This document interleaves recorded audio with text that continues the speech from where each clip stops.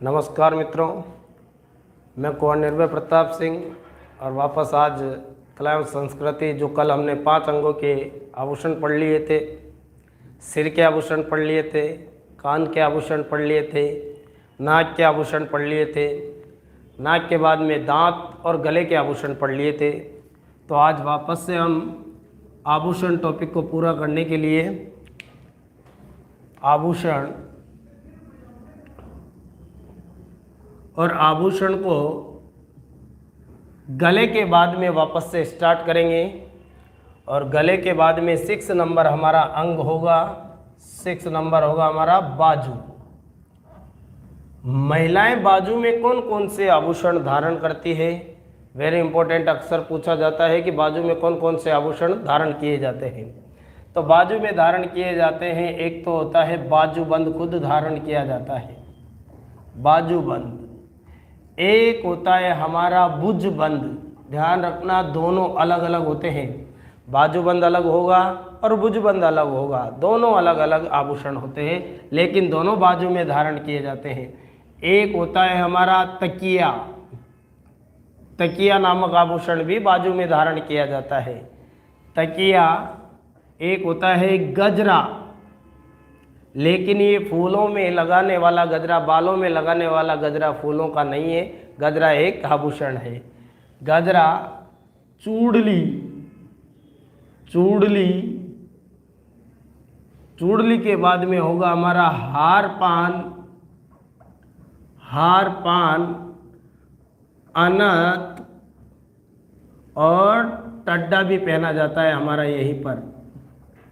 ये सब आभूषण हमारे धारण किए जाते हैं बाजू में। बाजू में धारण किया जाएगा, भुजबंद धारण किया जाएगा, बाजूबंद धारण किया जाएगा, तकिया नामक आभूषण धारण किया जाएगा, गजरा धारण किया जाएगा, चूड़ली धारण की जाएगी, हार पान धारण किया जाएगा, अनत धारण किया जाएगा और टड्डा। जब भी एग्जाम में मित्रों ये क्वेश्चन पूछा जाता है कि हार पान नामक आभूषण किस अंग में धारण किया जाता है, तो वहाँ पर आपको 101% आपको ऑप्शन में मिलेगा गला। लेकिन गले में बिल्कुल नहीं पहना जाता है, क्योंकि बच्चा ये समझ जाता है कि हार से याद रखना है कि हार तो गले में पहना जाता है, लेकिन हार पान मित्रों बाजू में धारण किया जाता है। टड्डे के बारे में भी अंडरलाइन कर लेना, ध्यान रखना है आप सभी को कि टड्डा नामक आभूषण भी कहाँ पर धारण किया जाएगा? बाजू में धारण किया जाता है। फिर आता है बाजू के बाद में हमारा नेक्स्ट अंग होगा कलाई।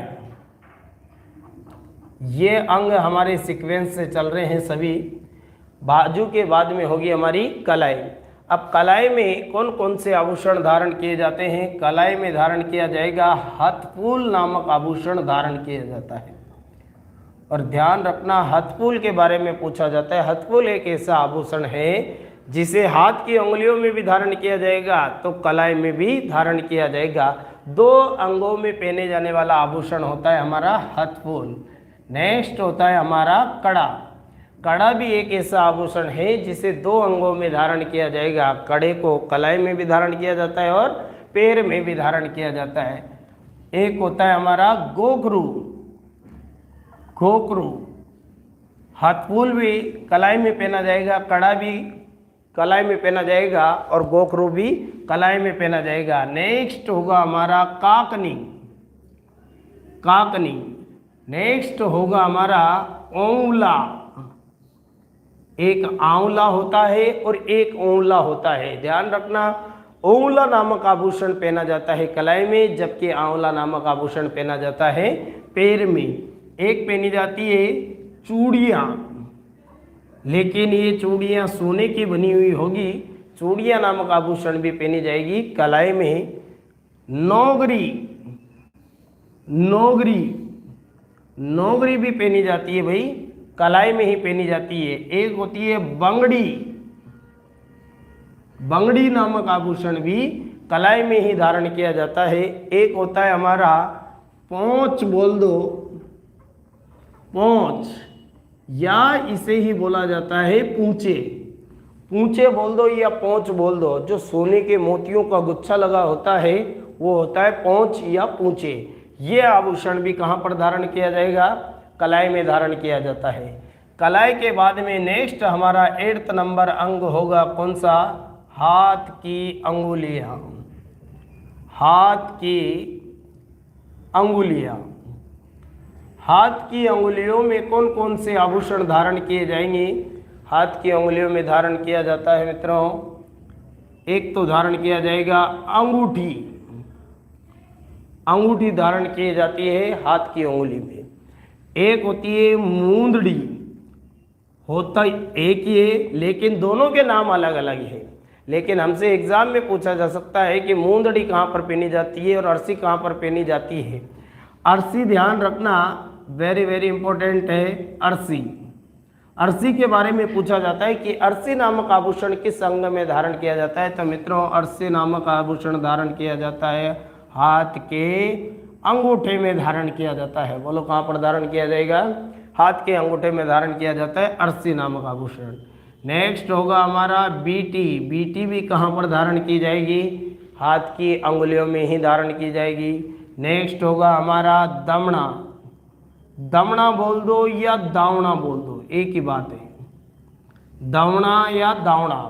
दमना या दावना नामक आभूषण पहना जाता है हाथ की अंगुलियों में। मारवाड़ में सबसे प्रसिद्ध है ये आभूषण, दावना या दमना आभूषण। महिलाओं के बारे में ऐसा कहा जाता है कि वो 10 अंगुलियों में पूरे आभूषण पहन ले, लेकिन यदि उसने दामना या दावना नहीं पहना है तो उसके हाथों की अंगुलियों की शोभा बिल्कुल फीकी मानी जाती है। इतना सुंदर होता है ये दामना या दमनावाद आभूषण। नेक्स्ट होगा हमारा हाथ की अंगुलियों के बाद में होगा हमारा नेक्स्ट अंग कमर। महिलाएं कमर में कौन कौन से आभूषण धारण करेगी? कमर में धारण करेगी, सटका धारण कर लेगी, जंजीर धारण कर लेगी, करघनी धारण कर लेगी। ये सभी आभूषण कहाँ पर धारण किए जाएंगे? कमर में। सटका, और ये सटके के बारे में पूछा जाता है कि महिलाओं की कमर में जो चाबियों का छल्ला होता है उसे क्या बोला जाता है? सटका। चाबियों का जो छल्ला लटका रहेगा सोने का होगा या चांदी का होगा, लेकिन अधिकतर महिलाएं चांदी का बनवाती है सटका नामक आभूषण। सटका एक होता है कंदूर। कंदूर बोल दो या इसे ही बोला जाता है मित्रों कंदोरा। कंदोर या कंदोरा। एक होता है तागड़ी, या इसे तागड़ी बोल दो या इसे ही तगड़ी बोल दो, एक ही बात है। नेक्स्ट होगा कमरबंद। कमरबंद। कमरबंद नामक आभूषण भी कमर में ही धारण किया जाएगा। कणकती और कमरबंद दोनों अलग अलग होते हैं। नेक्स्ट होता है हमारी कणकती, लेकिन कणकती को हिंदी में क्या बोला जाता है? करघनी। करघनी। नेक्स्ट होगी करघनी के बाद में हमारी जंजीर। जंजीर। ये सभी आभूषण कहाँ पर धारण किए जाएंगे? कमर में। कमर में धारण किया जाता है, एक तो सटका धारण किया जाएगा, कंदोर बोल दो या इसे ही बोला जाएगा कंदोरा, तागड़ी या तगड़ी भी बोला जाता है, कमरबंद, कणकती, कणकती को करघनी बोला जाता है हिंदी में, और जंजीर। ये सभी आभूषण धारण किए जाते हैं हमारे कमर में। लास्ट, आज का लास्ट अंग होगा हमारा इसमें कौन सा? पैर। और आभूषण पूरा टॉपिक कंप्लीट हो जाएगा। पैर। पैर में धारण किया जाता है, पायल धारण की जाती है, सभी को पता है पायल, पायजेब। पायजेब के बाद में धारण किया जाएगा कड़ा धारण किया जाता है। ध्यान रखना मित्रों, कड़ा एक ऐसा आभूषण है जिसे पैर में भी धारण किया जाता है तो कड़े को कलाई में भी धारण किया जाता है। कड़ा। लछने नामक आभूषण भी पैर में ही धारण किया जाता है। लछने पूछा जाता है, कई बार पूछ लिया जा चुका है कि लछने नामक आभूषण किस अंग में धारण किया जाता है? पैर में धारण किया जाता है लछने। एक होता है गोवैया। गोवैया नामक आभूषण भी कहाँ पर धारण किया जाएगा? पैर में धारण किया जाएगा। नेक्स्ट होगा हमारा टणका। टणका, लगभग टणका सभी जानते हैं कि टणका नामक आभूषण भी कहाँ पर धारण किया जाएगा? पैर में। नेक्स्ट होगा तोड़ियाँ भी बोला जाता है, तोड़ियाँ, लेकिन तोड़ियाँ एग्जाम में कभी भी नहीं आएगा कि तोड़ियाँ क्या होती है। पायल बोल दो या तोड़ियाँ बोल दो, एक ही बात है। एक होगा मेन, मेन को ही बोला जाता है मित्रों हिरणा मेन। क्या बोला जाएगा? हिरणा मेन। मेन बोल दो या इसे ही बोला जाता है हिरणा मेन। और ये भी आभूषण धारण किया जाएगा, पैर में धारण किया जाएगा। एक होता है पायल में सबसे सुंदर प्रकार जोधपुरी जोड़।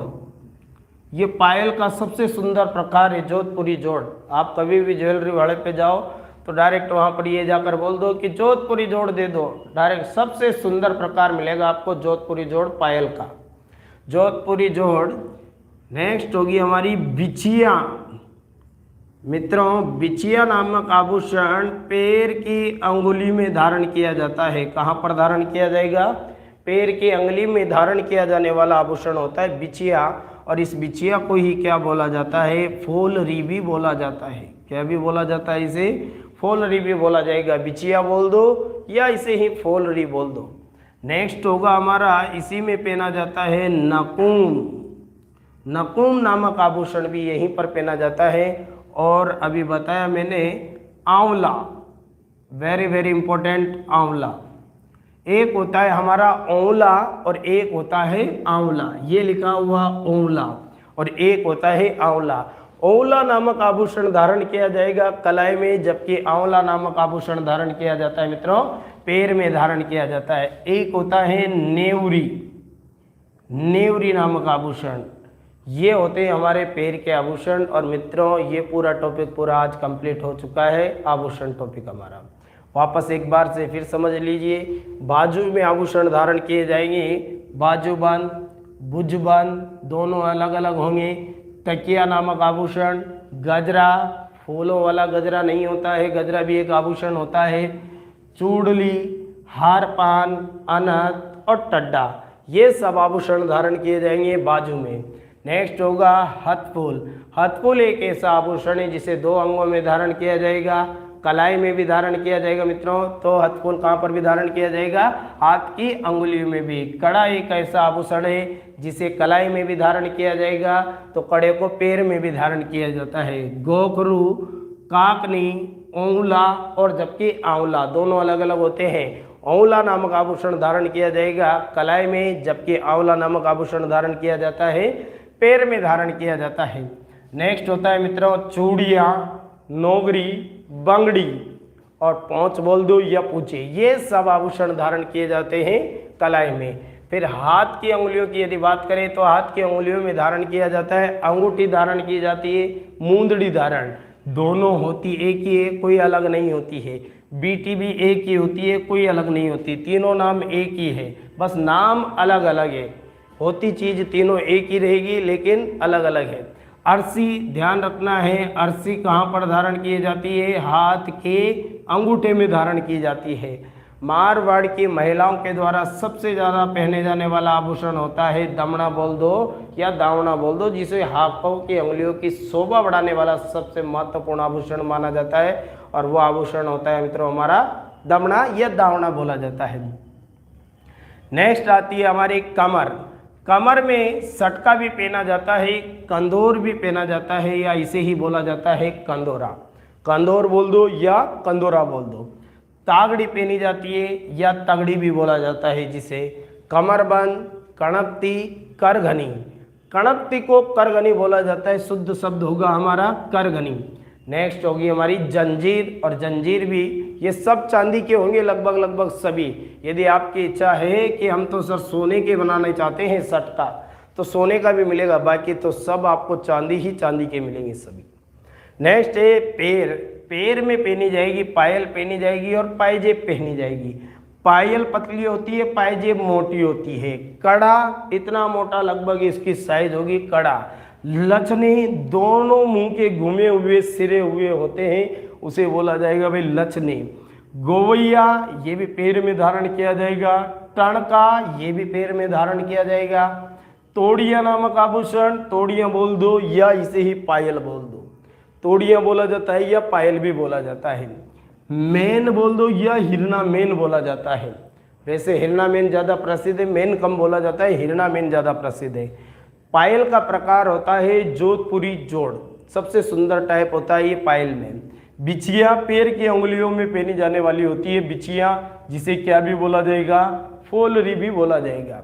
नेक्स्ट होगा नकुम, आंवला और नेवरी, ये सब आभूषण धारण किए जाते हैं हमारे पैर में। तो मित्रों ये आज हमारे आभूषण टॉपिक पूरा कंप्लीट हुआ है। नेक्स्ट हम टॉपिक स्टार्ट करेंगे आज हस्तकला। हस्तकला रीट लेवल प्रथम और द्वितीय दोनों लेवल के लिए महत्वपूर्ण है। प्रथम और द्वितीय दोनों लेवल के लिए अति महत्वपूर्ण टॉपिक है हस्तकला एवं शिल्पकला। हस्तकला क्या होता है, अक्सर एग्जाम में पूछे जाते हैं। हस्तकला से भी रिलेटेड क्वेश्चन, थेवा कला, उस्ता कला, ब्लू पोट्री कला, मथेरण कला, ब्लैक पोट्री कला, ब्लू पोट्री कला, सुनहरी पोट्री कला। तो हेडिंग डालेंगे हस्तकला। हस्तकला एवं शिल्पकला। हस्तकला एवं शिल्पकला बोला जाता है। हस्तकला एवं शिल्पकला होती क्या है, सबसे पहले तो हमें इसकी जानकारी होना चाहिए। हाथों के द्वारा हम जितनी भी कलात्मक वस्तुएं बनाएंगे उसको क्या बोला जाता है, हस्तकला।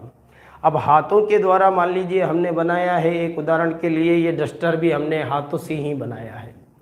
हाथों के द्वारा जितनी भी कलात्मक वस्तुएं बनाई जाएगी उसे क्या बोला जाएगा, हस्तकला एवं शिल्पकला बोला जाता है। लेकिन हस्तशिल्पियों को प्रोत्साहन देने के लिए किस ग्राम की स्थापना की गई थी, शिल्प ग्राम की स्थापना की गई थी।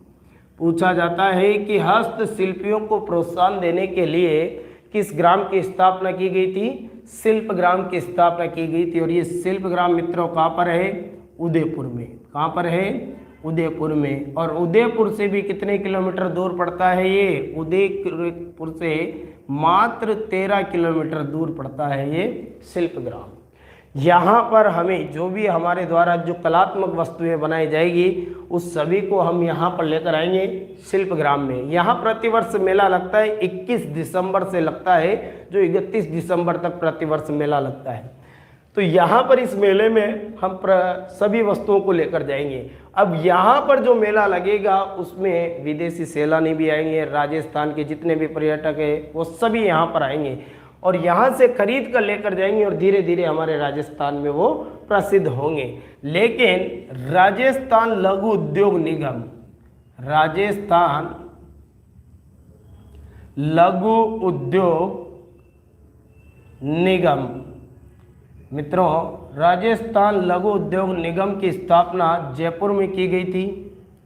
और ये राजस्थान लघु उद्योग निगम राजस्थान के हस्तशिल्प वस्तुओं को किस नाम से बेचेगा, एक ब्रांड लगाकर बेचता है और उस ब्रांड का नाम है मित्रों राजस्थली ब्रांड। और कई बार एग्जाम में क्वेश्चन पूछा जाता है कि राजस्थान लघु उद्योग निगम राजस्थान की हस्तशिल्प वस्तुओं को किस नाम से बेचता है, राजस्थली ब्रांड नाम से बेचता है।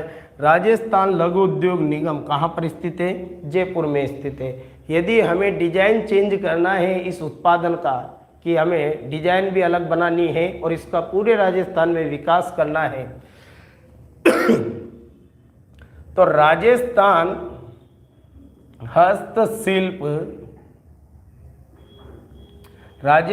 हस्तशिल्प डिजाइन एवं विकास केंद्र,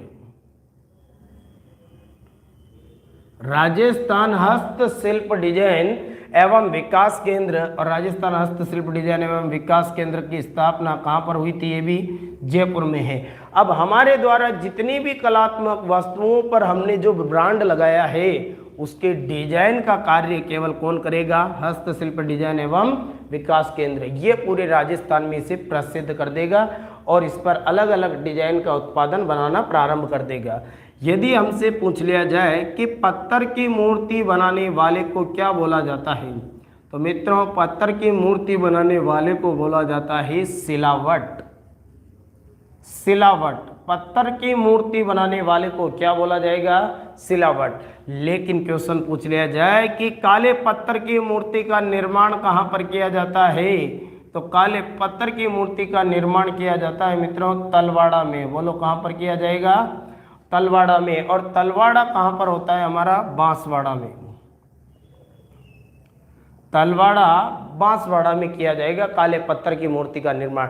लेकिन काले पत्थर की मूर्ति का निर्माण करेगा कौन? तलवाड़ा के सोमपुरा परिवार के द्वारा। बोलो किसके द्वारा किया जाएगा ये कार्य? सोमपुरा परिवार के द्वारा ये कार्य किया जाएगा। वापस रिपीट करते हैं, देखते हैं। हस्तशिल्पियों को प्रोत्साहन देने के लिए किस ग्राम की स्थापना की गई थी मित्रों? शिल्प ग्राम की स्थापना की गई थी। शिल्प ग्राम कहाँ पर है? उदयपुर से 13 किलोमीटर दूर स्थित है। बोलो कहाँ पर स्थित है?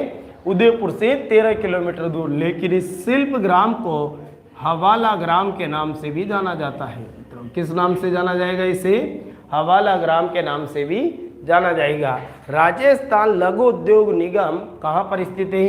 जयपुर में। लेकिन ये राजस्थान लघु उद्योग निगम राजस्थान की हस्तशिल्प वस्तुओं को किस नाम से बेचेगा? राजस्थली ब्रांड नाम से बेचता है मित्रों। किस नाम से बेचेगा ये? राजस्थली ब्रांड नाम से। तो राजस्थान हस्तशिल्प डिजाइन एवं विकास केंद्र कहाँ पर स्थित है? हमारा जयपुर में स्थित है।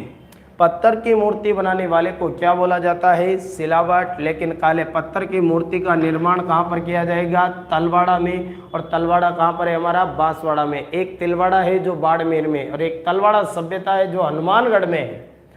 सोमपुरा परिवार के द्वारा कार्य किया जाएगा मित्रों। ये किसके द्वारा कार्य किया जाएगा? सोमपुरा परिवार के द्वारा। तो सबसे फर्स्ट स्टार्ट करते हैं हम आज थेवा कला। थेवा कला। थेवा कला के बारे में भी पूछा जाता है।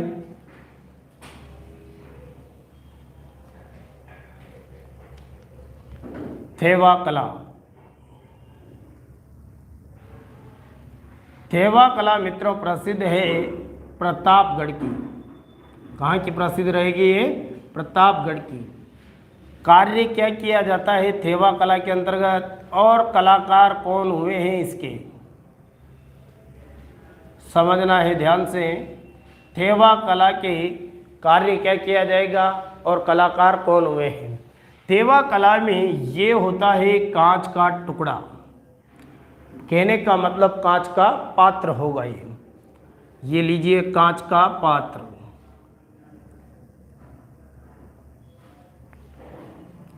और इस कांच के पात्र में सोने के बारीक तारों से क्या किया जाएगा? इसमें जड़ाई की जाएगी। सोने के बारीक तारों से यदि जड़ाई का कार्य किया जाता है तो कौन सी कला के अंतर्गत किया जाता है? थेवा कला। लेकिन कांच इसमें मुख्य रूप से कौन से रंग का होगा? हरे रंग का। इसमें कांच कौन से रंग का होगा? हरा। हरा नहीं हुआ तो कौन सा होगा? नीला होगा। नीला नहीं हुआ तो कौन सा होगा? लाल होगा। या फिर तीनों का मिश्रण भी आपको नजर आ सकता है इस कला में। लेकिन यदि एग्जाम में तीनों कांच वहां पर दे दिए जाए तो हमारा आंसर होगा क्या? हरे रंग की कांच। और एग्जाम में क्वेश्चन पूछा जाता है कि हरे रंग की मीनाकारी, हरे रंग की मीनाकारी किसमें की जाती है? हरे रंग की मीनाकारी थेवा कला में की जाती है। हरे रंग की मीनाकारी। कांच कोई साधारण कांच नहीं होता है। इस कला के लिए कांच मंगवाया जाता है मित्रों, बेल्जियम से मंगवाया जाता है। कहाँ से लेकर आएंगे इसके लिए कांच? बेल्जियम से। जब तो ये सबसे ज़्यादा प्रसिद्ध हुई है और सबसे महंगी कला है हमारे राजस्थान की थेवा कला। थेवा कला में यदि प्रथम कलाकार की बात करें कि थेवा कला के हमारे राजस्थान में प्रथम कलाकार कौन हुए थे, तो प्रथम कलाकार हुए थे हमारे नाथूजी सोनी। नाथूजी सोनी थेवा कला के प्रथम कलाकार हुए हैं नाथूजी सोनी। लेकिन थेवा कला में यदि किसी को पद्म श्री मिला है तो वर्ष 2015 में पद्म श्री भी मिल चुका। वर्ष 2015 में पद्म श्री से सम्मानित हुए थे कौन? हमारे महेश सोनी। महेश सोनी। और भी इसके कलाकार हुए थे राम प्रसाद सोनी, राम प्रसाद सोनी। और भी कलाकार हुए इसके वेणी राम सोनी, वेणी राम सोनी।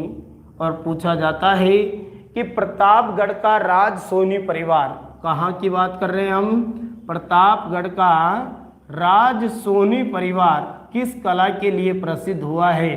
तो प्रतापगढ़ का राज सोनी परिवार मित्रों थेवा कला के लिए प्रसिद्ध हुआ है। एक बार वापस स्टार्ट कर रहा हूँ। कार्य क्या किया जाएगा? कांच का पात्र होगा, कांच के पात्र पर हरे रंग की मीनाकारी सोने के बिल्कुल बारीक तारों से जड़ाई का कार्य किया जाता है। और ये जड़ाई का कार्य किसमें किया जाएगा?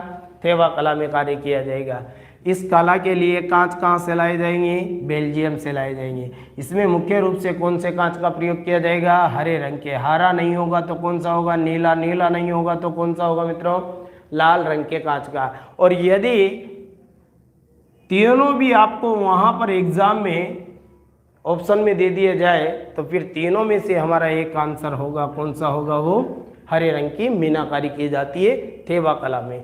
थेवा कला के लिए प्रथम कलाकार हुए थे हमारे नाथूजी सोनी। और नाथूजी सोनी तो ये तो प्रथम कलाकार हुए थे, लेकिन पद्मश्री से सम्मानित प्रसिद्ध कलाकार हुए हमारे महेश सोनी, राम प्रसाद सोनी, वेणी राम सोनी। और इस कला के लिए हमारा प्रतापगढ़ का कौन सा परिवार प्रसिद्ध हुआ है? राज सोनी परिवार प्रसिद्ध हुआ है। नेक्स्ट आगे बढ़ते हैं। थेवा कला हमारी आज कंप्लीट हुई। नेक्स्ट सेकंड नंबर कला होगी हमारी मथेरण कला। मथेरण कला, और मथेरण कला प्रसिद्ध है हमारी बीकानेर की। मथेरण कला बीकानेर की प्रसिद्ध होगी। सेकंड नंबर होगी हमारे मथेरण कला। मथेरण कला मित्रों प्रसिद्ध है बीकानेर की। और मथेरण कला में कार्य क्या किया जाता है? कार्य कौन के और कलाकार कौन होंगे? मथेरण कला में कार्य किया जाता है, जैसे मान लीजिए कोई स्थान है जहाँ पर बालाजी का मंदिर बना हुआ है। अब बालाजी का जो मंदिर बना हुआ है, जहाँ पर बालाजी की प्रतिमा लगी हुई है, तो उसके आंगन में, उसके चौक में यदि बालाजी के जीवन से संबंधित चित्र बनाए जाते हैं तो वही कला हमारे मित्रों कौन सी कला कहलाएगी? मथेरण कला। तो बोला जाता है कि धार्मिक स्थानों पर, किन स्थानों पर बनाई जाएगी? धार्मिक स्थानों पर देवी देवताओं के, देवी देवताओं के जो रंगीन चित्र, भित्ति चित्र बनाए जाएंगे उसे ही कौन सी कला बोला जाएगा? मथेरण कला। और मथेरण कला के प्रसिद्ध कलाकार हुए थे हमारे चंदूलाल जी। चंदूलाल जी प्रसिद्ध कलाकार है। मुन्ना लाल जी भी इसके प्रसिद्ध कलाकार हुए, मुन्ना लाल जी। और प्रसिद्ध हुए मुकुंद लाल जी, मुकुंद लाल जी। ये प्रसिद्ध कलाकार हुए हमारे मथेरण कला के। लेकिन सबसे बड़ी विशेषता है मथेरण कला की कि इस कला के कलाकारों को क्या कहा जाएगा? उस्ताद कहा जाएगा। इस कला के कलाकार, जितने भी कलाकार आएंगे इस कला में, उन्हें क्या कहा जाएगा मित्रों? उस्ताद कहा जाता है। वापस रिपीट करेंगे। मथेरण कला कहाँ की प्रसिद्ध है? बीकानेर। मथेरण कला कहाँ की प्रसिद्ध है? बीकानेर। कार्य क्या किया जाएगा? धार्मिक स्थानों पर विभिन्न देवी देवताओं के जो रंगीन और आकर्षक चित्र बनाए जाएंगे मित्रों, उसी को क्या बोला जाएगा? मथेरण कला। और मथेरण कला के कलाकारों को क्या कहा जाएगा? उस्ताद कहा जाएगा। इसमें कलाकार कौन कौन हुए? चंदूलाल जी, मुन्ना लाल जी, मुकुंद लाल जी। बाकी हम हस्तकला को कल और आगे बढ़ाएंगे। और आज के लिए यहाँ तक। आप सभी का धन्यवाद मित्रों।